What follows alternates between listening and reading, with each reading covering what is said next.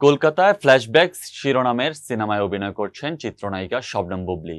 রাশেদ রাহা ও খায়রুল বাশার নির্ঝরের গল্পে সিনেমাটিতে তার সঙ্গে আরও অভিনয় করছেন পশ্চিমবঙ্গের পরিচালক অভিনেতা কৌশিক গাঙ্গুলি ও অভিনেতা সৌরভ দাস।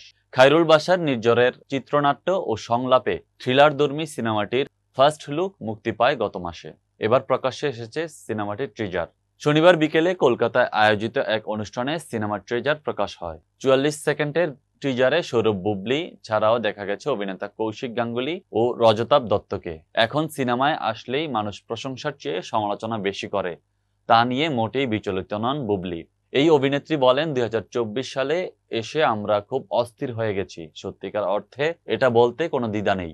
বিশেষ করে সামাজিক যোগাযোগ মাধ্যমে যারা আছেন সবাই খুব অস্থির। কোনো কিছু না দেখে না জেনে আমরা সেটা বিচার করে বসি।